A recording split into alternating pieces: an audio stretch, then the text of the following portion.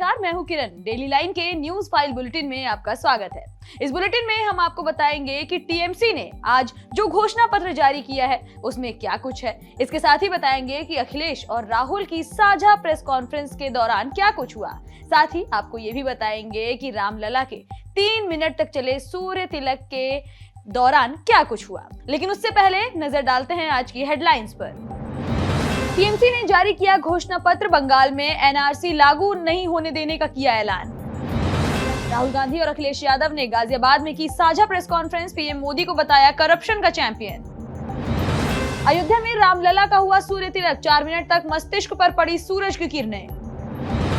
लोकसभा चुनाव के पहले चरण के लिए चुनाव प्रचार का आज रहा आखिरी दिन, 19 अप्रैल से होना है मतदान। मेरठ में जयंत चौधरी का दिखा अनोखा अंदाज, ठेले वाले से ककड़ी और खीरा खरीदते नजर आए। रुक करेंगे पहली खबर की ओर। तृणमूल कांग्रेस ने चुनाव के मद्देनजर अपना घोषणा पत्र जारी कर दिया है। ममता बनर्जी की टीएमसी ने अपने मैनिफेस्टो में सीएए को रद्द करने की बात कही है। वहीं एनआरसी की प्रक्रिया पर रोक लगाने की बात भी ममता बनर्जी की ओर से कही गई है। घोषणा पत्र में यूनिफॉर्म सिविल कोड यानी यूसीसी को लागू न करने का वादा भी किया गया है। गौरतलब है कि 19 अप्रैल को प्रथम चरण का चुनाव होना है और 19 को ही पश्चिम बंगाल के कूच बिहार, अलीपुरद्वार और जलपाईगुड़ी में मतदान होना है। वहीं ममता ने यह भी कहा कि अगर मोदी इस बार चुनाव जीतते हैं तो लोकतंत्र नहीं बचेगा। बढ़ेंगे अगली खबर की ओर, जहां आज पहले चरण के चुनाव प्रचार का आखिरी दिन रहा। ऐसे में राहुल गांधी और अखिलेश यादव ने सुबह गाजियाबाद में एक साथ प्रेस कॉन्फ्रेंस की।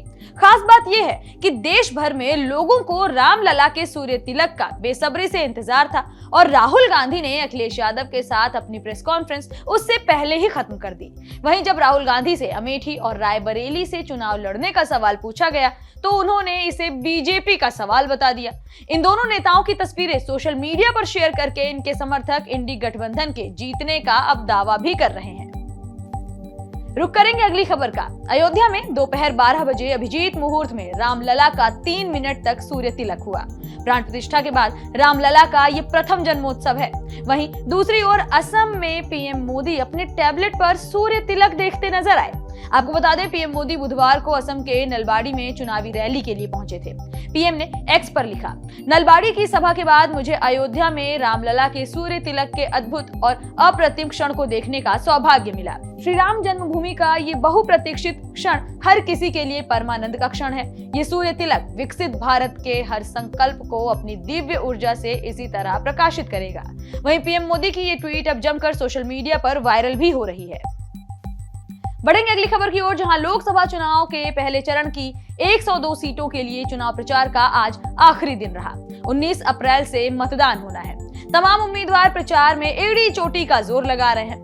भाजपा और कांग्रेस दोनों ने अपनी ताकतें झोंक दी हैं। जहां एक तरफ बीजेपी ने सीएम पुष्कर सिंह धामी का रोड शो रखा है तो वहीं दूसरी ओर कांग्रेस की नजर युवा वोटर्स पर है। इन्हें साधने के लिए प्रचार के अंतिम दिन राजस्थान के पूर्व उप मुख्यमंत्री सचिन पायलट बुधवार को रामलीला ग्राउंड हल्द्वानी में जनसभा करते नजर आए। कांग्रेस इस जनसभा में 10,000 लोगों के आने का दावा कर रही है। वहीं दूसरी ओर अगरतला में जनसभा को संबोधित करते हुए पीएम मोदी ने कहा कि आज रामनवमी है और एक समय था जब अयोध्या में प्रभु श्री राम टेंट में रहते थे, लेकिन आज भव्य मंदिर में सूर्य किरणों ने उनके मस्तक का अभिषेक किया है। सपा के नेता अखिलेश यादव ने भी यूपी के मुरादाबाद में आज एक जनसभा को संबोधित किया।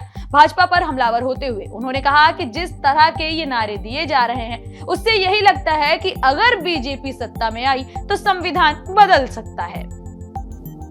बढ़ेंगे अगली खबर की ओर, जहां लोकसभा चुनाव के बीच तमाम सियासी दल एक दूसरे पर तीखे हमले करने का कोई मौका नहीं छोड़ रहे।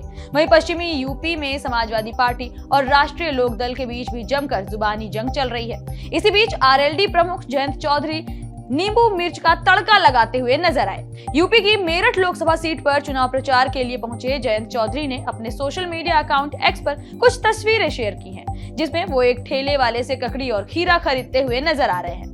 इस बीच उनके समर्थक भी जयंत के साथ सेल्फी लेते हुए नजर आए। जयंत की तस्वीरें सोशल मीडिया पर अब जमकर वायरल हो रही हैं। जयंत ने इन फोटोज को ट्वीट करते हुए लिखा कि मेरठ में दुकान से ककड़ी खीरा खरीदा और राजनीतिक मंच के तीखे नोक झोंक के लिए थोड़ा नींबू और हरी मिर्च भी। बढ़ेंगे अगली खबर की ओर, जहां यूनाइटेड नेशंस की एक रिपोर्ट सामने आई है। यूनाइटेड नेशंस की health agency United Nations population fund यानी यूएनएफपीए की लेटेस्ट रिपोर्ट में दावा किया गया है कि भारत की जनसंख्या पिछले 77 सालों में दोगुनी हो चुकी है। 144 करोड़ के आंकड़े को भारत की जनसंख्या पार कर चुकी है। भारत ने इस साल के शुरुआत में सबसे ज्यादा आबादी वाले देश चीन को पीछे छोड़ा था। रिपोर्ट्स की माने तो भारत में 2006 से 2023 के बीच 23% बाल विवाह हुए हैं। साथ ही डिलीवरी के समय होने वाली महिलाओं की मौतों की संख्या में भी कमी आई है। लगातार भारत में जनसंख्या बढ़ती ही जा रही है। फिलहाल इस बुलेटिन में इतना ही। देश दुनिया से जुड़ी तमाम खबरों से अपडेटेड रहने के लिए बने रहिए डेली लाइन के साथ। वीडियो को लाइक करना, शेयर करना और चैनल को सब्सक्राइब करना बिल्कुल ना भूलें।